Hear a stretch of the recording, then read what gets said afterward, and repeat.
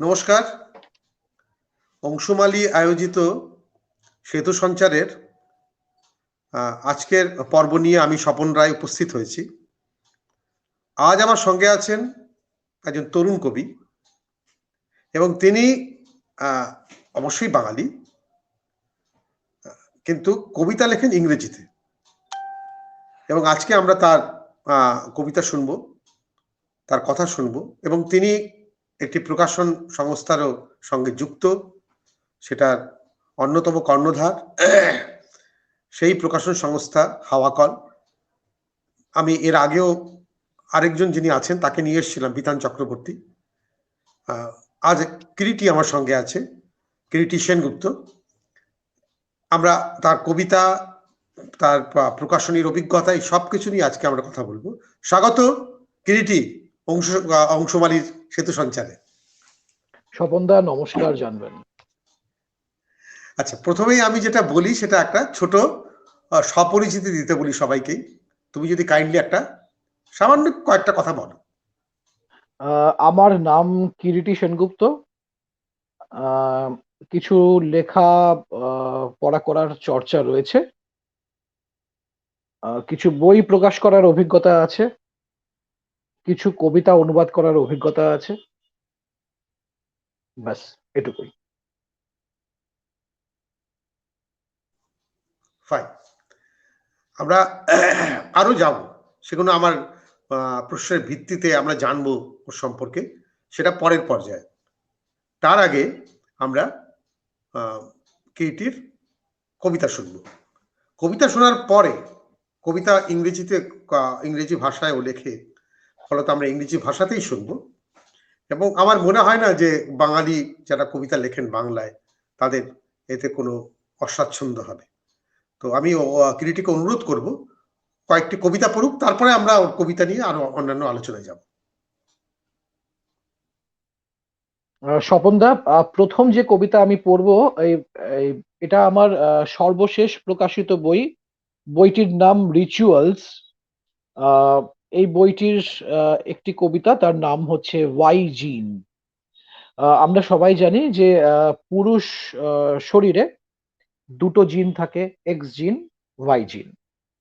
এবং এই ওয়াই জিনই হচ্ছে সেই জিন যার মাধ্যমে লিঙ্গ নির্ধারণ হয় যে একটি মানব শরীর তা পুংলিঙ্গের না স্ত্রীলিঙ্গের। কবিতাটির নাম হচ্ছে ওয়াই জিন। আমার লেখাটা এভাবে শুরু হচ্ছে: My friends were aware of the wish I nurtured. If I had a daughter, I would name her Sri Vidya. I was not influenced by any actor. Our prayer room hosted a dazzling crystal Sri Yantra on the holy altar. My wife's desires were girly too. She wished to drape her daughter in frilly dresses. She had plans to find her girl a groom in clover so my wife could live comfortably.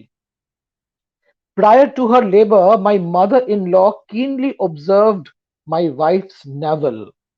Come on, it's a boy.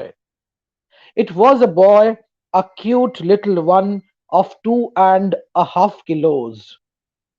And to take care of the borderline weight, special supplements were arranged. My wife looked proudly bright. We worshipped the Narayana right after the holy bath. My son is at school. It is a co-education convent. After school, he tells his mother, girls sit on the left side. কবিতাটা এখানেই শেষ। আরো পড়ো। হ্যাঁ, পড়ছি।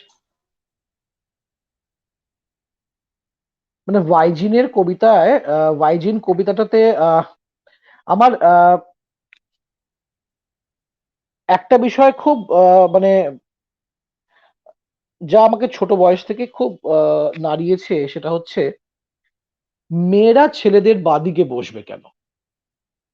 যদি আপনি লক্ষ্মীর পাঁচালীর কথা ধরেন, তাহলে দেখবেন শুরু হচ্ছে এভাবে: লক্ষ্মী দেবী বামে করি বসি নারায়ণ, কহিছেন নানা কথা সুখে আলাপন।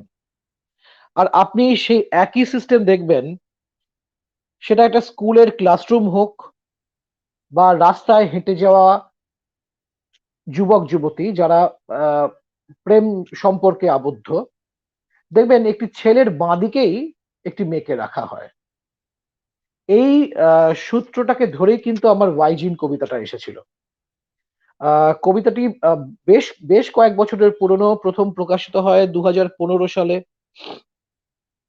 তারপরে 2019 সালে যখন রিচুয়ালস বেরিয়েছে, বইটা যখন এই সংকলনটা বেরিয়েছে, তখন আমি এই সংকলনে এই কবিতাটি রেখেছিলাম। আমার পরের কবিতাটির নাম হচ্ছে অবজারভেন্স, মানে অবজারভেশন থেকে অবজারভেন্স।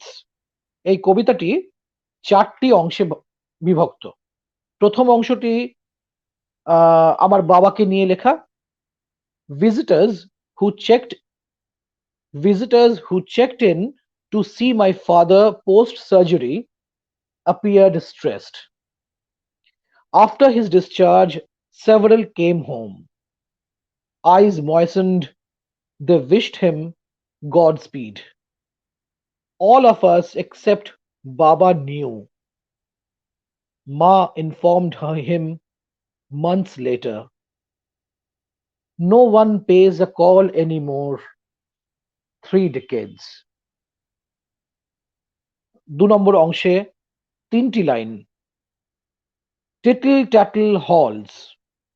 আমি রিপিট করছি: টিটল ট্যাটল halls, the mother waves a goodbye as a school bus sets off. তৃতীয় খণ্ডে লেখা আছে: blame it on the state of mind. Dotted on as daughter, she is the one I lust after. Thriving on meats, we build littoral abodes for Lord Shiva alongside the sacred Ganga. গঙ্গার পাড় ধরে অজস্র, বিভিন্ন জায়গায় অজস্র শিব মন্দির দেখতে পাবেন। কোথাও বলা হচ্ছে, কোনো পৌরাণিক আখ্যানে বলা হচ্ছে গঙ্গা শিবের কন্যা। আবার কোনো এক আখ্যানে বলা হচ্ছে গঙ্গা তিনি যাকে শিব কামনা করেন। তাহলে যে মেয়ে, তাকেই মহাদেব বা সেই পৌরাণিক চরিত্র তাকে আহ, কামনা করছেন, তাকে কাছে পাওয়ার আকুতি তার মধ্যে কাজ করছে। এটাই কি সেই কারণ যে কারণে গঙ্গার পার বরাবর এত এত বেশি শিব মন্দির? চতুর্থ খণ্ডে will this strategy work? I am writing on menstruation, pregnancy and motherhood. Menstrual blood is no different from the one the heart pumps. It is red, sticky, and has a peculiar odor to it. That it is considered unholy in tribal setups is unscientific. Goddesses bleed, and so does the gentle sex. Pregnancy and motherhood are inseparable. Childlessness finds therapies and centers endorsing Tagore on display. Amar hiyar majhe lukiye chile, you hid inside my heart. Baby bumps foster designer labels. In the age of mental parenthood, one may not conceive, deliver, or adopt to be called a mother. I witness this from a distance. Does proximity help in faithful depiction? এখানে আমার এই কবিতাটি শেষ। কবিতাটির নাম ছিল observance. একটা কবিতা পড়ে শোনাই। এই কবিতাটি ফ্রি ভার্সে লেখা। কবিতাটির নাম from being late in Calcutta. কলকাতায় আমরা যারা থাকি, আমরা যারা 10টা 5টার অফিস করি, অফিসে আমাদের পৌঁছতে যদি দেরি হয়, আমাদের কিন্তু ঠোঁটের ডগায় একটা এক্সকিউজ থাকেই, একটা আমরা একটা কারণ দর্শাই। যদি আমাদেরকে আমাদের সিনিয়র, আমাদের বস জিজ্ঞেস করে তোমার আজকে আসতে লেট হলো কেন, আজকে লেট এলে কেন, আমরা কিছু না কিছু উত্তর দিই। কি কি উত্তর দিই আমরা, তারই একটা ছোট্ট সমীক্ষা এই কবিতাটা। কবিতাটার নাম from being late in Calcutta. As soon as you mark me late, I'll talk about events that guide me to the records you maintain. I would say crowded buses invite passengers from unscheduled halts. I would emphasize the number of speed breakers on road and their poor performance in preventing accidents. I would tell you trains run late, signals are laggy between stations. I won't forget to mention how a sudden protest makes the train stand still for hours. I would discuss about the day I reported late. Owing to instantaneous suspension of underground train services, as a man killed himself on the railway lane. I would ask you to remember why I came late the other day. If you can recall, I had indigestion despite eating at home. I blamed farmers for sprinkling pesticides on crops. I pointed at my salary that failed to buy organic veggies, and then I would invariably argue about maintenance and population. I would appreciate China one child policy and their claim on how the government prevented 400 million births, and how India thrives on the revenues earned from selling nicotine and condoms. I promise I'll explore other issues the next time I reach late. এটা হলো from being late in Calcutta. Great. সম্বন্ধে একটু আড্ডা দেওয়া যাক। হ্যাঁ, এই আপনারা যারা শুনছেন, ওর কবিতা শুনলেন, তারা দেখলেন যে কতটা ভিভিড ওর দেখা। এই ভিভিডনেসই একজন কবির একটা বৈশিষ্ট্য। কবিতা শুধু দেখা নয়, দেখার ভেতরেও অনেক দেখা থাকে। অবজারভেন্স যারা শুনলেন, শেষের কবিতাটা যে বিং লেট, সত্যি মানে আমরা তো এরকম এক্সক্লুসিভ দিই, এন্ড ফ্রম দ্যাট পয়েন্ট কবিতা নিয়ে এসছে এবং সে কবিতা এখন শোনা হলো। গ্রেট। আমি তোমাকে যে প্রশ্নটা করবো সেটা যে why English? You are a Bengali boy, you use to write in Bengali and good poems I wrote, read them. Why English? সহজ কথা, খুব অনেস্টলি যদি উত্তর দিই, ইংলিশের রিডারশিপটা তো অনেক বিশ্বব্যাপী। আপনি যদি ঘনত্ব দেখেন, ইংরেজি পাঠকের ঘনত্ব, সেটা একটা সারা বিশ্ব জুড়ে। ফলে বাংলা কবিতায় যে খাওয়াখাওয়িটা আছে, যে আমি ধরুন আমি অমুক গোষ্ঠীর, আমি তমুক গোষ্ঠীর, ইংরেজিতে নেই তা কিন্তু বলছি না, ইংরেজিতেও আছে। কিন্তু ঘনত্বের সঙ্গে এই গোষ্ঠী বিভাজন বা খাওয়াখাওয়ির রেশিওটা ইংলিশে অনেক বেশি ইংলিশে অনেক বেশি কি বলবো, অ্যাকসেপ্টেবল বলুন, যেটা গ্রহণ করা যায়, অথবা সেটা এতটাই কম গায়ে লাগে বা চোখে লাগে, যেখানে একটু খেলা যায়। হ্যাঁ, সহনীয়, বিয়ারেবল, একদম বিয়ারেবল। আর বাংলাতে কি, বাংলাতে ধরুন যে কবিতা আপনি প্রশংসা করলেন, আমার মনে আছে আপনি আমার একটা কবিতায় 2012 সালে আপনি লিখেছিলেন বাহ, এবং আপনাকে আমারই কন্টেম্পোরারি একজন কবি তার উত্তরে লিখেছিলেন যে স্বপনদা কেউ শুধু বাহ লিখলেই হবে। আপনার উত্তর তখন ছিল, একটি কবিতার উত্তরে বা কমেন্টে, মন্তব্যে যদি বাহ লেখা হয়, তার থেকে বেশি কিছু লেখা যায় না। আমার এখনো না আপনার ওই লাইনটা মনে আছে। ওই কবিতাটা আমার লেখা ছিল ওই এখানে যেমন অবজারভেন্সে আমি পড়লাম মেনস্ট্রুয়াল ব্লাড নিয়ে।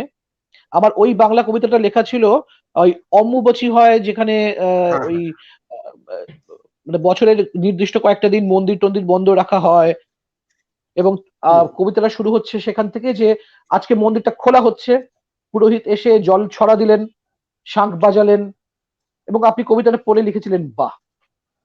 কিন্তু ঠিক। মুশকিল হচ্ছে যে মুহূর্তে আপনি প্রশংসা করছেন স্বপনদা, আপনার গোষ্ঠীতে বা আপনার সঙ্গে নেই যারা, তারা আমার কবিতা এসে না বাহ লিখবে না। এবার যদি বলেন কিরিটি বাহ পাওয়াটা কি খুব দরকার? প্রথম দিকে তো দরকার। ঠিক প্রথম দিকে তো মার খাওয়া, যেমন মার খাওয়া দরকার, যেমন শাসন দরকার, তেমন তো কিছু স্বীকৃতিও দরকার। এক্স্যাক্টলি। এবং নয়তো একটা বলে না লেভেল প্লেইং ফিল্ড, মানে হ্যাঁ ঠিক আছে, মানে তুমি মাঠের 70% খেলো, কিন্তু হুম, 30% তো নতুনদের জন্য রাখতে হবে যারা লিখছে, নতুন ঠিক আসছে। ঠিক। তো সেটাও অকুপাই এটা করে আমি বসে আমি থাকলে এটা তো মুশকিল। বাংলায়, আমি সত্যি কথা আমি বাংলা এবং ইংরেজি দুটো ভাষাতেই লিখতাম একটা সময়। এটা হুম হচ্ছে 2012-2013। হুম পরবর্তীকালে 2013 শেষের দিকে আমাকেই আমার একজন সিনিয়র কবি, তিনি ইংলিশে লেখালেখি করেন, তিনি আমাকে বলেছিলেন, কিরিটি বাইলিঙ্গুয়াল কবি এটা শুনতে খুব ভালো লাগে, কিন্তু দেখো একটা দিন আসবে যখন তোমার আইডেন্টিটি ক্রাইসিস তৈরি হবে। পাঠক আহ, জানতে চাইবে তুমি অ্যাকচুয়ালি কোন ভাষাতে লেখো, বাংলায় লিখছো না ইংলিশে লিখছো। এবং তখন এই যে তোমার রিডারশিপটা কোথাও গিয়ে ব্যাহত হচ্ছে, এটা কিন্তু তোমার অ্যাজ এন অথার তোমাকে সাফার করতে হবে। আমি রাইট। সেদিন ওনার পরামর্শটাকে একদম মানে যাকে বলে ওই ঝাঁপি বন্ধ করেছিলাম, করে নিয়ে সেদিন থেকেই ডিসাইড করেছিলাম যে না, বাংলায় একটা বই রয়েছে, আর দরকার নেই, ইংরেজিতে আমি লিখছি। আর হ্যাঁ, বেশিরভাগ ক্ষেত্রে যখন আমি লেখালেখি করি ইংরেজিতে, এর আগে লেখালেখি করেছি। আমার লেখালেখি শুরুর কথা যদি বলি, সেখানেও আমি ইংরেজিতেই লেখালেখি করতাম। আমি মূলত রিভিউজ লিখতাম একটা সময়, বিভিন্ন সায়েন্টিফিক আর্টিকেল যা টেলিগ্রাফে প্রকাশিত হতো একটা সময়। আমাদের কলকাতা থেকে প্রকাশিত দ্য টেলিগ্রাফের সোমবার সোমবার নো হাউ বলে একটা সাপ্লিমেন্ট বেরোতো, এবং তাতে পথিক গুহ থেকে শুরু করে বিভিন্ন জ্ঞানী গুণীজন, বিভিন্ন সায়েন্টিস্টের আহ তথ্য সমৃদ্ধ আর্টিকেল থাকতো। সেই আর্টিকেল গুলোর সমালোচনা আমি লিখতাম, যা ধারাবাহিকভাবে হয়তো বেরিয়েছে, ধারাবাহিক শব্দটা ইউজ করা উচিত না, যা ক্রমাগত বেরিয়েছে একটা সময় টেলিগ্রাফেই। আমি আমি ওই কিছু সেকশনটা, কয়েকটা পড়েছি, আমি নিজে আচ্ছা কয়েকটা পড়েছি। আচ্ছা, ওই সেকশনটার নাম ছিল আহ, আহ, না, ওই সাপ্লিমেন্টের নাম ছিল নো হাউ, আর যে সেকশনে আমি লিখতাম তার নাম ছিল থার্ড ল। আচ্ছা, যাই হ্যাঁ, হোক আমার সেটা তো মনে নেই, কিন্তু আমি পড়েছি কয়েকটা হ্যাঁ, লেখা। আমি তো টেলিগ্রাফ সেখান থেকে রাখতাম তখন, হ্যাঁ, সেই সূত্রে পড়া। এটা এটা এটা বলছি আপনাকে 1997, 98, 99 ওই হ্যাঁ সময়কার কথা। রাইট, ওই সময়টা। তো তখন তো ইংরেজিতেই লেখালেখি করতাম, পরবর্তীকালে বাংলাতেও সাংবাদিকতা করেছি। একটা সময় নিয়মিতভাবে সাংবাদিকতা করেছি উত্তরবঙ্গ সংবাদে, মূলত সংস্কৃতি বিষয়ক লেখা। একটা সময় গণশক্তিতে লেখালেখি করেছি। গণশক্তিতে আমার 3টে হেলথ আর্টিকেল বেরিয়েছিল। আমাকে এখনো কোনো কোনো সময় আহ, অনুরোধ আসে স্বাস্থ্য বিষয়ক কিছু লেখা অথবা সংস্কৃতি বিষয়ক কিছু লেখার জন্য। কিন্তু সত্যি কথা কি, এখন বাংলায় লিখতে গেলেই আমার কোথাও একটা এক্সপ্রেশন আটকে যায়, কারণ বহু বছর তো সক্রিয়ভাবে বাংলায় লেখালেখি করি না। মানে হুম, ফেসবুকে ধরুন বছরে হয়তো 10টা কি 20টা বাংলা পোস্ট ছাড়া আমার বাংলায় লেখালেখি কিন্তু আর মানে করা হয় না, সেই চর্চাটা আমার এখন নেই। আর যে ভাষায় লেখালেখি করার চর্চা নেই, স্বাভাবিকভাবে সেখানে আপনার ধার কমতে থাকবে। ঠিক। এইখানেই আমার আরেকটা প্রশ্ন, মানে আহ, সতই এলো আর কি, যে তুমি একজন মেডিকেল প্রফেশনাল ছিলে,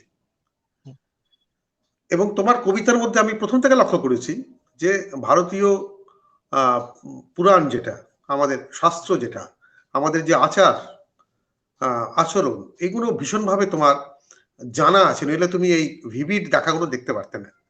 একদিকে বিজ্ঞানের ছাত্র, মেডিকেল সায়েন্সের ছাত্র, ডাক্তার, অন্যদিকে আহ, আমাদের দেশের যে ঐতিহ্য, তার প্রতি আগ্রহ, অন্যদিকে তোমার বিজ্ঞানের প্রতি আগ্রহ, একটা ভাষা ছেড়ে আরেকটা ভাষা, এই যে এতগুলো জার্ক, এটা সামলালে কি করে? How could you manage? Um, এটা আহ, আমি তো দেখুন, কোনো কিছু তো খুব প্ল্যান করে কিছু হয়নি আমার জীবনে। আহ, যখন ডাক্তারিতে ভর্তি হয়েছি, আমার মনে আছে আমাকে মা বলেছিলেন, দেখ সবাই জয়েন্ট এন্ট্রান্স দিচ্ছে, তুইও দিয়ে দে। তো সেভাবে আর আমাদের সময় তো এত টিউটোরিয়াল ছিল না, মানে প্রথমত প্রাইভেট কলেজ ছিল না। আমরা আমার আমার পড়াশোনা সম্পূর্ণ সরকারি কলেজেই হয়েছে। প্রাইভেট কলেজ ছিল না এবং এত টিউটোরিয়ালস ছিল না, যেটা আজকের দিনে ভীষণভাবে সহজলভ্য। কাজে বাবা মার পয়সা থাকলেই যে টিউটোরিয়ালে ভর্তি মানে হতে পারবো, আমাদের সময় সেই স্কোপটাও ছিল না। তা মা বলছেন সবাই দিচ্ছে, তুই একটু দিয়ে দে। তো আমি ওই জয়েন্ট এন্ট্রান্স এর ফর্ম তোলা হলো। একটা কমন টাইপ, তখন 3 ধরনের এন্ট্রান্স হতো, একটা M type, M for medical, C type, C for common, E type মানে ইঞ্জিনিয়ারিং। তা আমার সব সময় মনে হতো যে অঙ্ক আমার কাছে খুব একটা লাকি সাবজেক্ট, অঙ্ক যখন থাকে আমি খুব ভালো নম্বর টম্বর পাই।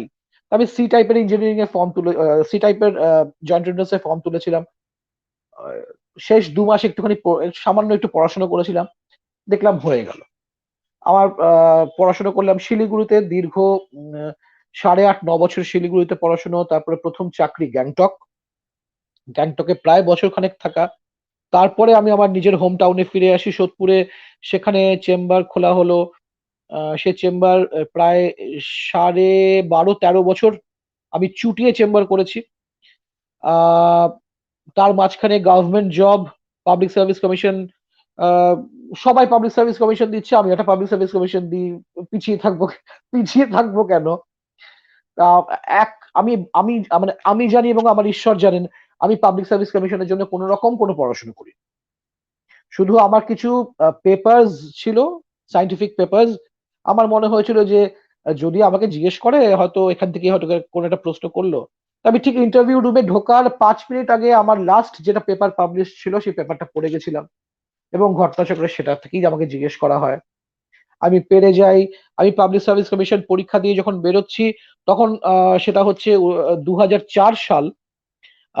আমি আমার মিসেসকে ফোন করে বলছি পরীক্ষা হয়ে গেছে, যদি ঠিকঠাক জাজমেন্ট হয় তাহলে শোনো, আমার 1 থেকে 30, ফ্রম 1 to 30 আমার র্যাঙ্ক হবে। মাস দুয়েক পরে যখন রেজাল্ট বেরোলো, তখন আমার র্যাঙ্ক হলো 30। কাজে কোনো কিছুই তো আমি প্ল্যান ট্যান করে করিনি, আর কোনো ম্যানিপুলেশনও নেই এগুলোর মধ্যে, যা হওয়ার ছিল ছিল। ডাক্তারি কোনোদিনও করতে হবে, করে সংসার চালাতে হবে, এমন ইচ্ছে আমার ছিল না। এমন ইচ্ছে আমার কোনোদিনও ছিল না। আমি যে দীর্ঘ 12.5-13 বছর প্র্যাকটিস করেছি, আমি প্র্যাকটিসটাকে ভীষণভাবে ঘেন্না করেই কাজটা করেছি। কারণ নয়তো রোজগার কি করে করব? ধরুন ততদিনে আমার তো বিয়ে হয়ে গেছে, আমার বাচ্চা হয়ে গেছে। সংসার চালাতে হবে, তাই প্র্যাকটিস করা। বা যখন চাকরিতে জয়েন করলাম, তখন প্র্যাকটিসটা তো অনেকটাই ডাউন হয়ে গেল, কারণ আমার পোস্টিং ছিল মালদাতে, এবং মালদার একদম রিমোট একটা জায়গায় হরিশ্চন্দ্রপুরে আমার পোস্টিং ছিল। আহ, সেখান থেকে অলমোস্ট চেম্বারটা প্রায় মানে বন্ধ হয়ে যাওয়ার মতো অবস্থা, কারণ আমি দিনের পর দিন মালদাতেই পড়ে থাকছি। কিন্তু ডাক্তারি করব, ডাক্তারিটা পড়াশোনা করার জন্য ঠিকঠাক আছে, কিন্তু ডাক্তারি করে রোজগার করতে হবে আমি এটা কখনো ভাবিনি। তাই যখন একটা জীবনে একটা অদ্ভুত অন্ধকার সময় এলো, তখন মনে হলো যে ডাক্তারিটা এবার ছেড়ে দেওয়াই যায়। তখন আমার বয়স 35 বা 36। আহ ধরুন আজ থেকে প্রায় 9 বছর বা 10 বছর আগেকার কথা বলছি। পরের দিন কি খাবো সেটার কোনো গ্যারান্টি ছিল না, কারণ তখন আমার মনে হয়েছিল যে ঠিক আছে, এটা ঝাঁপিয়ে পড়া যাক, চাকরিটা ছেড়েই দিই। চাকরিটা ছেড়ে দিয়েছিলাম, এবং বাড়িতে কাউকে না জানিয়ে। সরকারি চাকরি কিন্তু। চাকরি ছেড়ে দিয়েছিলাম কথাটা কোথাও হয়তো টেকনিক্যালি একটু ভুল হচ্ছে। আমি আর চাকরি করতে যাইনি, মানে আমি না রেজিগনেশন দিয়েছি, না তো আমার কোনো টার্মিনেশন লেটার এসেছে। আমি আর কোনোদিন চাকরি করতে যাইনি। One fine day I decided that I won't join my duty anymore. সেদিন থেকে মনে হলো যে সময়টা কাটাবো কি করে, কিছু তো একটা করা যাক। সবাই কবিতা টবিতা লিখছে, আছে কবিতাই লেখা যাক। আপনাদের যেমন কবিতা লেখার পড়াশুনো ছিল, আপনাকে যদি এখন শক্তি চট্টোপাধ্যায়ের একটা কবিতা বলা হয়, বারিন ঘোষালের একটা কবিতা বলা হয়, আপনি সেই কবিতা আমাকে ভালো করে বলতে পারবেন, বোঝাতে পারবেন। আমার কাছে তো কোনো কি বলবো, পুঁজি ছিল না, আমার তো কোনো ক্যাপিটাল ছিল না। আমার ক্যাপিটাল বলতে আমার ডাক্তারি পড়াশুনো, আর আমার ক্যাপিটাল বলতে ছিল আমার দীর্ঘ 10-15 বছরের আধ্যাত্মিক পড়াশোনা। ফলে আপনারা যারা নিয়মিতভাবে কবিতা চর্চা করে এসেছেন বা পরবর্তীকালে গদ্য চর্চায় এসেছেন, আপনাদের সাহিত্যের যে পড়াশোনাকে আপনারা পুঁজি করে এগিয়েছেন, আমি তথাকথিত সেভাবে সাহিত্যের কোনো পড়াশোনা কিন্তু করে আসা মানুষ নই। ফলে আমার কাছে আমার ডাক্তারির বিভিন্ন বিষয়ের, জটিল বিষয়ের তার গূঢ় রহস্য, এবং আমার 10 থেকে 15 বছরের টানা আধ্যাত্মিক জীবন, যা আমি নিজে প্র্যাকটিস করেছি, এবং তার সঙ্গে অক্লান্ত পড়াশোনা, মানে আমি আধ্যাত্মিক বিষয়ে যা পড়াশোনা করেছি সমস্ত ডাক্তারিতেও আমি অত পড়াশোনা করি। হ্যাঁ, তো আমি সেটাকে সম্পদ করে কিন্তু লেখাতে এগিয়েছিলাম। লিখতে গিয়ে ভাবলাম যে আমার আমার হাতে কবিতা আসে না, আমি অত সুললিত কবিতা লিখতে পারি না। মানে আমি খুব মিষ্টি শুনতে শুনতে লাগছে, ধরুন যার ধ্বনি মাধুর্য আছে, আমি সেরকম কবিতা লিখতে পারি না। আমার তো সেই চর্চাটাই নেই। আমার শুধু মনে হয়েছে যে আমি যেটা লিখছি সেটা কবিতা নয় কেন, আমাকে কেউ বুঝিয়ে দিক। পরে দেখলাম সেটা লিখতে লিখতে আমাকে রণদেব দা একবার বলেছিলেন, রণদেব দাশগুপ্ত, তুমি যে ফর্মে কবিতা লেখো সে ফর্ম তো খুব কমন ফর্ম নয়, কিন্তু তুমি যদি এটাকে কন্টিনিউ করে যাও, তুমি দেখো একদিন অ্যাকনলেজ করবেই লোকজন। এবং সেটা একদম হুবহু রণদেব দার কথাটা মিলে গেছে আমার জীবনে। হ্যাঁ, কোথাও কোথাও কখনো হয়তো মনে হয়েছে যে একটু এ যেভাবে লেখে সেভাবে একটু লিখে চেষ্টা করি, কিন্তু কি বলুন তো, ভেতরটা তো ডাক্তাররা কিন্তু নকল করে না। ডাক্তাররা অনেক খারাপ কাজ করে, ডাক্তাররা অনেক লোক ঠকাতে পারে, ডাক্তাররা অনেক ভুল অপারেশন করতে পারে, অনেক পেশেন্টকে হয়তো মেরেও ফেলতে পারে, তো ডাক্তাররা নকল করে না তো। হ্যাঁ, নকল করার কাজে সুযোগও নেই, কারণ না, প্রত্যেকটা তাদের অনেক। পেশেন্ট তো ইউনিক, হ্যাঁ, ঠিক। প্রত্যেকটা হিউম্যান বডি ইজ ইউনিক। কারোর শরীরের সঙ্গে কারোর শরীরে তো মানে আইডেন্টিক্যাল নয়। একদম। কাজেই আমার লেখার মধ্যে আপনি নকল নবিশির দন্তের নটাও পাবেন না। অথচ আমার পক্ষে নকল করাটা সব থেকে সহজ ছিল। কেন বলছি? কারণ আমি দীর্ঘ সময় কবিতার অনুবাদ করেছি। যে অনুবাদক, আমি যদি কখনো ফাঁকতালে আপনার কবিতার 2টো লাইন চুরি করে নিয়ে ইংলিশে চালিয়ে দিই, কে ধরতে আসবে আমাকে যে তুমি স্বপন রায় কবিতা চালিয়েছো? কেউ ধরতে পারবে না। কিন্তু যেহেতু ভেতরে নকল নবিশির গন্ধটা ছিল না, ফলে আমার এটা কখনো করতে হয়নি। মানে কারুর কবিতার নকল করে বা কারুর কবিতার মতো করে লেখা, এটা আমাকে কখনোই খুব একটা ইন্সপায়ার করে। গ্রেট। যারা শুনছেন, কয়েকজন অতিথি আমি স্বাগত জানিয়ে নিই। ফিরোজ শাহ, সুদীপ ঘোষাল, আরিফ আর চৌধুরী, সুলেখা রায়, সবাইকে আমি স্বাগত জানাচ্ছি। আপনারা থাকুন, শুনতে থাকুন। এবং যারা এখন শুনছেন, যারা পরে শুনবেন, তারা শুনলেন কবি কিরিটি সেনগুপ্তর কিভাবে জীবনের বিভিন্ন ঘাত প্রতিঘাত সামলেছেন এবং কবিতার দিকে এগিয়ে গেছেন। আমি আগেও বলেছি, এখন আবার বলছি যে কিরিটি ইংরেজিতে কবিতা লেখে। আমরা এখন আবার কবিতা ফিরে যাব এবং ওর কিছু কবিতা শুনবো। আর কিছু কবিতা বল। আমার নিজের লেখা তো কবিতা পড়লাম, এবার আমার অনুবাদ করা কয়েকটা কবিতা পড়ি, যেখানে মূল কবিতাটা আমার নয়, অন্য কবির। ঠিক আছে।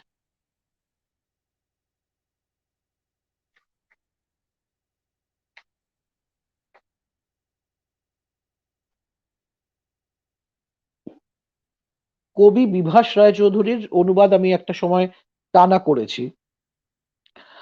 বিভাসদার কবিতা আমার অনুবাদে আহ, 2টো সংস্করণে প্রকাশিত। প্রথম সংস্করণ প্রকাশিত হয় 2014 সালে, আজ থেকে বছর 6-7 আগে। প্রথম সংস্করণে 30টি কবিতা ছিল। 30টি কবিতা অনুবাদের পর যখন দেখলাম বইটি বিভিন্ন ইংরেজি কবিতা মহলে, যারা অনুদিত কবিতার চর্চা করেন, যারা অনুবাদ সাহিত্যের চর্চা করেন, সেসব মহলে যখন দেখলাম বেশ একটা রেসপন্স পেলো, তখন মনে হলো যে এই 30টা কবিতার সঙ্গে বিভাসদার নতুন আরো 20টা কবিতা যদি অ্যাড করে একটু থিক ভলিউম করা যায়, একটু মোটা ভলিউম করা যায়। তা সেই বই প্রকাশিত হয় 2015 সালে। মানে জাস্ট 1 বছরের ব্যবধানে আমি 20টা কবিতা নতুনভাবে অনুবাদ করে পুরনো সংকলনে অ্যাড করেছিলাম এবং সেটা পরবর্তীকালে ২য় সংস্করণে পোয়েম কন্টিনিউয়াস রিইনকার্নেটেড এক্সপ্রেশনস হিসেবে প্রকাশিত হয়। এই বইটি প্রকাশিত হয় আমেরিকা থেকে, ইনার চাইল্ড প্রেস, এবং পরবর্তীকালে যখন 2য় সংস্করণ প্রকাশিত হয় তখন ইনার চাইল্ড প্রেস এবং ভারতবর্ষের জন্য হাওয়াকল প্রকাশনা ভারতবর্ষের ডিস্ট্রিবিউটরশিপ নেয়। এই বই থেকে আমি একটি কবিতা পাঠ করছি, যে কবিতাটি বিভাস দাস পাঠক মহলে খুব খুব প্রশংসিত এবং অত্যন্ত আলোচিত। কবিতাটির মূল শিরোনাম মা আসবে না। কবিতাটির মূল শিরোনাম মানে মূল কবিতাটির শিরোনাম হচ্ছে মা আসবে না, যা আমার অনুবাদে মা won't agree. There is a pallid photograph of my father in my mother's house. Broken roof, gourd shrubs, and storms. I visit her sometimes. I wander around her with a motto. I wish to bring Ma to my new house, but she won't agree.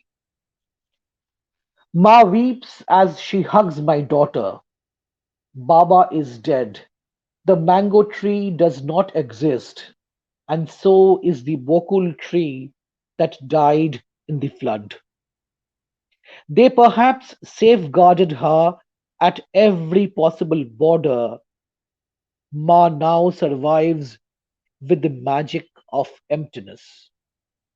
Even she protects my father's photo from the rain with a tattered umbrella.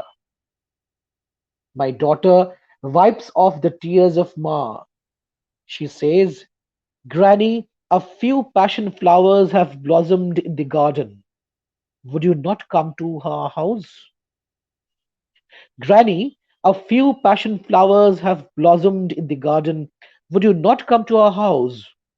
But Ma won't agree. Ma would rather say, My son has been in big trouble. She would invariably advise my daughter, Your father did not take care of me at all.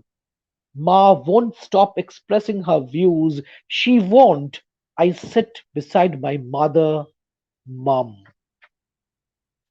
I have nothing to comment on, and I experience an elusive thunderbolt in her clouds.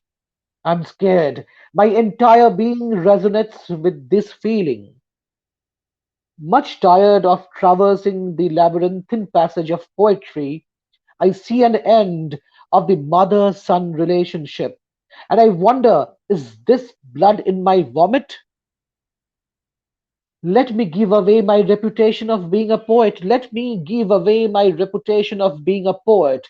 Let me offer those few poetry books I have authored. Ma, please accept the awards I have received upon much persuasion. Don't refuse those days that I blazed with poetry, and please, for the rest of your life, all debts are indebted to the birth. All debts are indebted to the birth. Dejection is always mesmerizing, living behind the province of marked hunger. Ma won't agree to come. She won't come. এটা হচ্ছে বিভাস দারুণ দার দারুণ অনুবাদ, খুব ভালো অনুবাদ। মা won't agree। একটা ছোট্ট ঘটনা বলি স্বপনদা। এই বইটি যখন 2য় সংস্করণ প্রকাশিত হয়, ছোট্ট একটা অনুষ্ঠান করা হয়েছিল শান্তিনিকেতনে।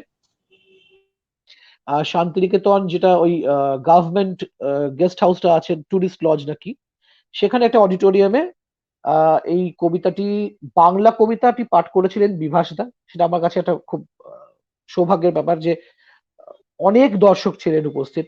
সেখানে বাংলা কবিতাটা বিভাস দা পাঠ করলেন এবং তার কিছুক্ষণ পর আমি যখন অনুদিত কবিতাটা পাঠ করলাম, আমি দেখেছিলাম যে বাংলা কবিতাটা শুনে পাঠক যেভাবে স্তম্ভিত হয়ে গেছিলেন বা বাকরুদ্ধ ছিলেন বেশ কিছুক্ষণ, সেই একই এক্সপ্রেশন, সেই একই বাকরুদ্ধ হয়ে থাকা কিছু সময়ের জন্য, তা কিন্তু আমার অনুদিত কবিতাটা পড়ে ওনারা ছিলেন, পাঠক মানে শ্রোতাটা ছিলেন, দর্শক ছিলেন। এবং পরবর্তীকালে যখন আমি বিভিন্ন ক্রিটিক, রিভিউয়ার যখন আমার এই কাজটিকে নিয়ে তারা সমালোচনা করেছেন, মানে আলোচনা করেছেন, সমালোচনা করেছেন, সর্বত্র তারা একটি কথাই বলেছেন যে কোথাও কবিতাগুলো পড়ে মনে হচ্ছে না যে কবিতাটি অনুবাদ করা হয়েছে। অনুবাদক হিসেবে এটা আমার জীবনের একটা সব থেকে বড় পাওনা, যে আমার অনুবাদ বা আমার করা অনুবাদ পড়ে যদি পাঠকের বা শ্রোতার অনুবাদ করা হয়েছে এই অনুভূতি কাজ না করে, তাহলে এর থেকে বড় প্রাপ্তি অনুবাদক হিসেবে আমার আর কিছু হতে পারে। অনুবাদটা আমি বললাম যে দারুণ দারুণ অনুবাদ। কারণ কি হয়, কবিতায় তোমার মানে একটা অ্যাডভান্টেজ আছে। আমি তোমাকে একটা কথা বলি, অরুণ মিত্রর সঙ্গে, কবি অরুণ মিত্র আমার একটা সখ্যতা ছিল, মানে খুব স্নেহ করতেন আমায়, সে অনেক আগে। তো উনি আমাকে ফরাসি কবিতা চিনিয়েছিলেন। সে অরুণদার কাছে আমি মানে বুদ্ধদেব বসু তো ফরাসি কবিতা অনুবাদ করেছিলেন, কিন্তু বুদ্ধদেব বসুর কবিতার যে অনুবাদ সেটা ছিল ইংরেজি থেকে করা। ফলে তার মধ্যে ফরাসি সৌরভটাই ছিল না, থাকে না ফ্রেঞ্চ ফ্লেভার যেটা, সেটা ছিল না। অরুণদার কবিতায় সেটা ছিল, কারণ অরুণদা ভীষণভাবে ভালোভাবে ফরাসি জানতেন, নিজে একজন কবি। তোমার ক্ষেত্রে মনে হয় সেটা কাজ করেছে, ইউ ইয়োরসেলফ এ পোয়েট, আর বাংলা ভাষা জানো, ইংরেজিটা জানো। কিন্তু এটা জানলেই যে একটা কবিতা খুব স্বচ্ছন্দ হবে, অনুবাদ করা যাবে, আমি দেখেছি অনেক ক্ষেত্রে ফেল করে। অনেক ক্ষেত্রে মানুষ যখন একটা অন্য ল্যাঙ্গুয়েজ লিখে ভাবে আমি একটু শক্তপোক্ত একটা ভাষা লিখি, আর শব্দ লিখি, তাহলে বোধহয় হবে ডিকশনারি দেখে। কিন্তু তোমার সেটা নেই, এটা একদম স্মুথলি চলে গেছে কবিতাটা, দারুণ, গ্রেট এক্সপিরিয়েন্স। মৌ মধুবন্তী এসছেন, মৌ মধুবন্তী কবি, উনি কানাডায় থাকেন, শুভেচ্ছা জানিয়েছেন। অসাধারণ লেগেছে এই মা আসবেন কবিতাটা। আচ্ছা, যাই হোক, আমরা আরেকটা পর্যায়ে যাই, সেটা হচ্ছে যে তোমার প্রকাশনার জগৎ, বিতানের সাথে তো কিছু কথা হয়েছে, এবার হ্যাঁ, তোমার বিতানের সঙ্গে যে কথাটা হয়েছে সেটা তো বিতান হাওয়া কল।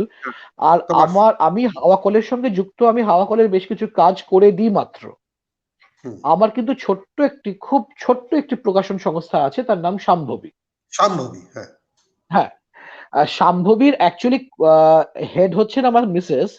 যেহেতু কাগজে কলমে আমি তো এখনো সরকারি চাকরিতে আছি, মানে আমি তো এখনো যে কোনো সময় ঢুকে পড়তে পারি, তাই সাহস করে আর আমার নামটা ওখানে দিইনি। তার মধ্যে ট্যাক্সের ঝামেলা আছে, বুঝতেই পারছেন। কাজে সেখানে আমার মিসেস এর নামটাই দেওয়া, Bhaswati Sengupta. Shambhavi the third eye imprint, এটা হচ্ছে আমার ছোট্ট একটি প্রকাশন সংস্থা, যেখান থেকে আমি খুব বাছাই বাছাই কিছু বই বার করি প্রত্যেক বছর। কোনো বছর হয়তো 2টো বই বার করি, কোনো বছর হয়তো 4টে বই বার করি, কোনো বছর একটি বই বার করি। যে বইটি আমি যে কোনো সময়, যে বইগুলো আমি যে কোনো সময় যে কোনো পাঠকের সামনে দিতে পারবো এবং বলতে পারবো এই বইয়ের প্রকাশক আমি। আমার কাছে প্রকাশনাটা একটা খুব অহংকারের জায়গা। আমি কিন্তু যা বই পাই সমস্ত বই পাবলিশ করি না। যে বই আমাকে অ্যাপিল করে না সে বই আমি পাবলিশ করি না। কারণ দেখুন, আমার রুজি রোজগার বলতে হাওয়াকল আমাকে যে ফিনান্সিয়াল সাপোর্টটা দেয় তাতে আমাদের হয়ে যায়। কাজেই নিজের প্রকাশন সংস্থাকে খুব বড় করে করতে হবে এরকম টার্গেট আমার কোনোদিন ছিল না। আর আমি প্রকাশক হব সেই এমন কোনো সুপ্ত ইচ্ছেও আমার অবচেতনে ছিল বলে মনে হয় না। কাজেই Shambhavi is basically a boutique house, boutique publishing concern, যারা সারা বছরে 2টো, 1টা, 3টে, 4টে এরকম বই পাবলিশ করে, এবং যে বই আমাকে নাড়িয়ে দিয়ে যাবে। তোমার আমি শাম্ভবীর বই যেটা দেখেছি, হাওয়া কলেরও দেখেছি, অসাধারণ প্রকাশনা হয়। মানে এই যে প্রকাশনার জগতে আমার এটা খুব পার্সোনালি খুব ভালো লাগে। আমি তোমাকে বলেছি যে তরুণরা এগিয়ে এসে একটা গেম চেঞ্জারের ভূমিকা দিয়েছে, খেলাটা বদলে দিয়েছে। তোমরা করেছো, রোহন কুদ্দুস করেছে, শুভ করেছে, ধানসিঁড়ির, আরো অনেক তরুণরা, তারা নিজেদের মতো করে করছে, কিন্তু এটা আমি খুব এনজয় করি। কারণ তুমি জানো আমাদের একটা প্রকাশনী আছে, কিন্তু সেটা সিরিয়াস কিছু না। আমরা তো মানে কবিতার ক্ষেত্রে এবং কবিতা নিয়ে এসে কবে থেকে কবিতা কেন্দ্রিকই পুরো ব্যাপারটা।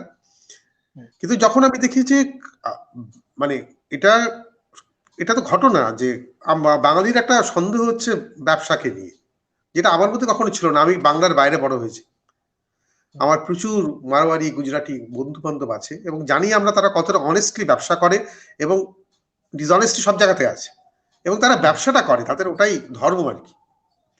তো ব্যবসা মানেই খারাপ তা নয়, বাঙালির মধ্যে একটা সন্দেহ আছে, যে কোনো কারণে ছিল আর কি, এখন অনেকটা কেটেছে। তো ব্যবসায়িক দিক দিয়েও সফল হচ্ছে, এবং অত্যন্ত সুন্দর একটা প্রকাশনা হচ্ছে। এই মেলবন্ধন তোমরা করছো, এর জন্য আমার পক্ষ থেকে অভিনন্দন, এটা প্রকাশ্যে জানালাম। থ্যাংক ইউ স্বপনদা। আমার খুব বিশ্বাস, মানুষ যে কাজ ভালোবেসে করে একদিন না একদিন সে কাজে সে সফল হয়।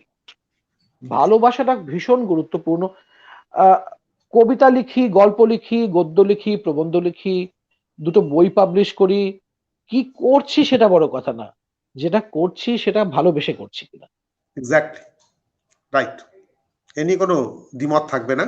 আমরা তাহলে এবারে শেষ পর্যায়ের দিকে ঢুকি, আবার তোমার নিজের কিছু কবিতা শুনবো, তারপরে অনুষ্ঠান শেষ করব। ঠিক আছে।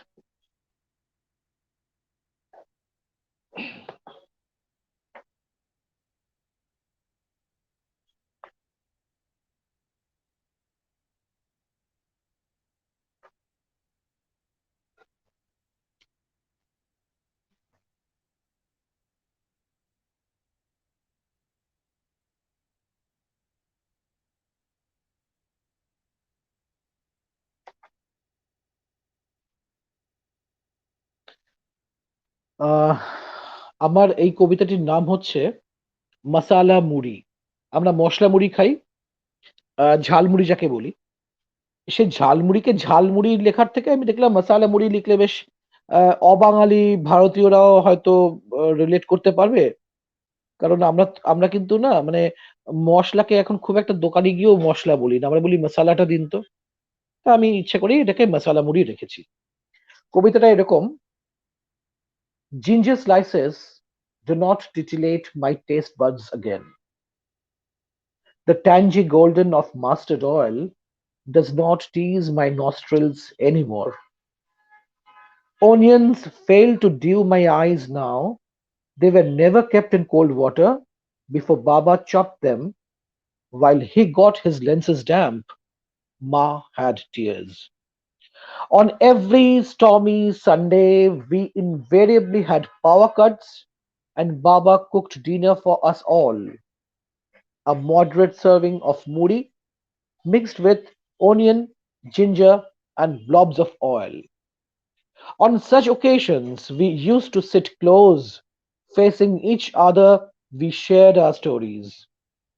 From airing endless grievances on our barren curriculum, the dialogues on the utility of learning Sanskrit, to refuting Ma's advice on being courteous even to strangers we would meet. Our room shined in kerosene lamps. Load shedding no longer casts its spell. The backups are prompt and steady. We order food, the mobile app comes handy, but Muri seldom makes it to our monthly grocery. The next monsoon, I wish to buy a new lantern, and I'll light it once in a while to accompany the old snack and fresh stories in our family. তা এটা হচ্ছে মশলা মুড়ি নিয়ে লেখা। আচ্ছা, বই মেলা নিয়ে ছোট্ট একটা কবিতা, আমার একটা গদ্য কবিতা আছে। After the book fair. বইমেলার পরে কি হয়? ধরুন আমরা যারা প্রকাশক বই টই সাজিয়ে সাজিয়ে স্টল টল দিই, বইমেলাটা যখন কেটে যায় তখন আমার আমার কি মনে হয়েছিল যে বইমেলার পরে কি হয়? Their premises won't attract readers anymore. Publishers, sellers, and a handful of authors will spend hours in packing books and goods unsold. From the shelves, new hope will follow the merchandise. Apprehensions too will fill spaces in the packs. A sense of relief prevails over bargains. এটা কবিতাটার খুব নাম ছিল obvious। এটা এই যে তুমি লিখেছো, এটা যারা এটা ভেতর দিয়ে গেছে দে নো ইট, যে ঠিক ঠিক বইমেলা শেষ হয়ে গেলে একটা শূন্যতা ঠিক থাকে, একটা ক্লান্তি থাকে, কোথাও একটা পরিতৃপ্তির ছোঁয়া থাকে। হ্যাঁ, ইটস অল এবং অ্যাবাউট দ্যাট। ধরুন যখন বইয়ের তাক থেকে বইগুলোকে প্যাকেটে নামানো রাইট। হচ্ছে, এক একটা বইয়ের সঙ্গে নতুন নতুন আশাও সেই প্যাকেটটার মধ্যে যাচ্ছে, এবং একদম, একদম। শুধু নতুন শুধু নতুন আশা না, কিছুটা আশঙ্কাও থাকে যে এই যে ঠিক, বইটা প্যাক করা হচ্ছে, এই বইটা কবে বিক্রি হবে। ঠিক, একদম হ্যাঁ, ঠিক কথা। পড়ো, পড়ো, কবিতা পড়ো। হ্যাঁ, আহ, আরেকটা গদ্য কবিতা লিখি, পড়ি। কবিতাটার নাম হচ্ছে দ্য সিজন। এই কবিতাটি আমি লিখেছিলাম আমার ১৬তম বিবাহ বার্ষিকীর দিনে। যে কবিতা টবিতা লিখি, আর আমি তো বাড়ির থেকে অনেকটা দূরে থাকি, তো আমি আমার মিসেসকে কি গিফট দিতে পারি একটা ছোট্ট লেখা ছাড়া। তা কবিতাটার নাম the season. What would I write to my wife on her 16th marriage anniversary? Do I write how tender she used to be back in 2001? Do I thank her for being my partner for all these years? Or do I express my gratitude for making me a father from a man? I know I can't talk about her graceful aging plans, for they will require her age to be acknowledged in the first place. I'm sure she won't be happy if I say your lips lack luster. My wife won't accept my advice for employing salon services. She does not seek suggestions anymore. I'll rather compliment on flaunting those grey hairs I fondly call her silver lining. The rest of her black mane is yet to burn in the lightning flashes in the rain. For mine is a world of the waters where time fails to reason and clouds gather time and again. এটা হচ্ছে the season. Beautiful. ওই তুমি শেষ ৪ টে line পড়ো তো। Mind is এখান থেকে। হ্যাঁ, ভেরি নাইস। হ্যাঁ, মানে আমি আসলে এই শেষ ৪ টে লাইনেই আমি চেষ্টা করেছি একটি আপাদমস্তক গদ্যকে কবিতায় নিয়ে আসা। এই কবিতাটা যখন আমি লিখেছিলাম, আমার বিশেষ করে মানে আমার কবিতা লিখবো এটা আমার একটা মাথায় ছিল যে আমাকে একটা কবিতা লিখতে হবে, যতই হোক কবিতাকে কেন্দ্র করেই তো এত কিছু লড়াই টড়াই হচ্ছে। মানে ধরুন আমার চাকরি ছেড়ে দেওয়ার, চাকরিতে না যাওয়া, আমার একদম aloof একটা জীবনের মধ্যে দিয়ে চলে আসা। তা একটা লেখা এমন লিখি যেখানে আমি পাঠককে দেখাতে পারি যে আমি জানি একটি লেখা কখন গদ্য থেকে কবিতায় আসছে, এবং আমি চেয়েছিলাম পাঠক রিকগনাইজ করুক, পাঠক আইডেন্টিফাই করতে পারুক যে হ্যাঁ এতক্ষণ লেখাটা ছিল একটা গদ্য, এবার আমি টার্ন নিচ্ছি কবিতার দিকে। শেষ ৪ টে লাইন পড়ে শোনাই। I will rather compliment on flaunting those grey hairs I fondly call her silver lining. The rest of her black mane is yet to burn in the lightning flashes in the rain. For mine is a world of waters where time fails to reason and clouds gather time and again. আচ্ছা, এই কবিতাটার নাম গেল season. আর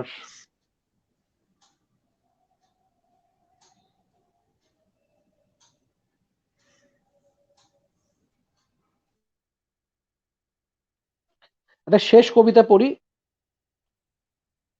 আমি আসলে কবিতা পাঠ করাটা না খুব একটা এনজয় করি না। পড়ো, পড়ো। কবিতা ভাল লাগছে। আহ,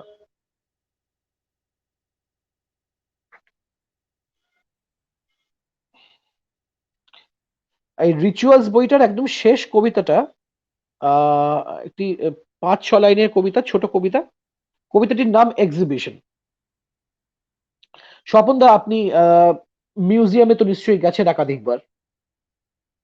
মিউজিয়ামে বিভিন্ন যে পুরনো স্ট্যাচু গুলো রাখা থাকে, আপনি দেখবেন যদি আপনি 10টা স্ট্যাচু দেখেন, ওই রাজা মহারাজা বা দেবদেবী স্ট্যাচু, দেখবেন তার নাকটা ভাঙা থাকে,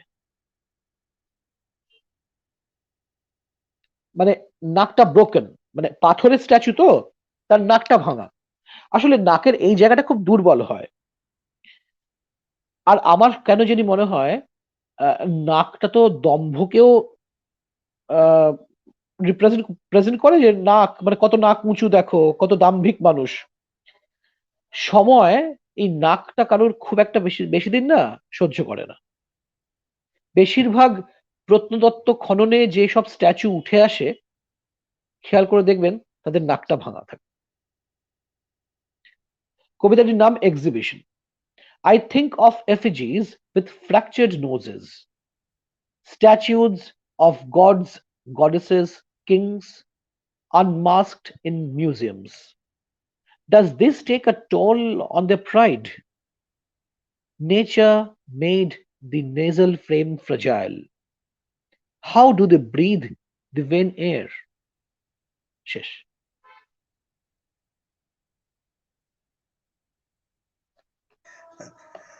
আমরা অনুষ্ঠান শেষ করবো এবারে।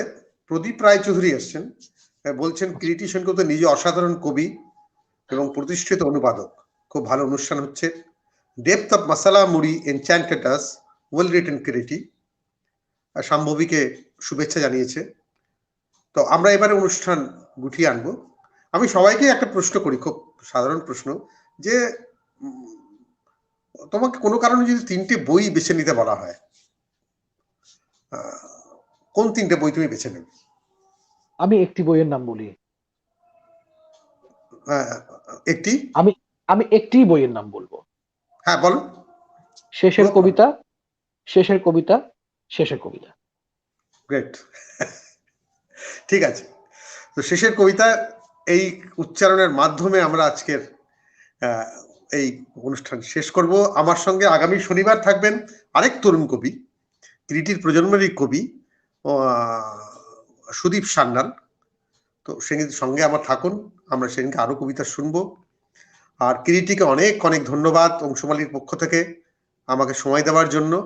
এবং তুমি যদি অংশুমালীকে কিছু বলতে চাও, তুমি বলতে পারো। অংশুমালীকে ধন্যবাদ জানাই আমাকে নিমন্ত্রণ জানাবার জন্য, আমাকে কিছু কথা বলার সুযোগ করে দেওয়ার জন্য, আমাকে কবিতা পাঠের সুযোগ করে দেওয়ার জন্য। অংশুমালী, আপনি জানেন না যে কবিরা কবিতা পাঠের জন্য কতটা উন্মুখ হয়ে থাকে, আর আমি কবিতা পাঠে কতটাই আহ মানে উৎসাহের অভাব বোধ করি। কাজেই এরকম একজন কম উৎসাহী কবিতা লেখককে কবিতা পাঠের জন্য এবং নিজের কিছু কথা শেয়ার করার যে স্পেসটা আপনারা দিয়েছেন, তার জন্য আপনাদের প্রতি আমার কৃতজ্ঞতা জানাই। নমস্কার স্বপনদা, অনেক অনেক ধন্যবাদ, ভালো থাকবেন। হ্যাঁ, তুমিও ভালো থেকো। আজকের মতো আমরা এখান থেকে বিদায় নিচ্ছি। সবাই ভালো থাকুন।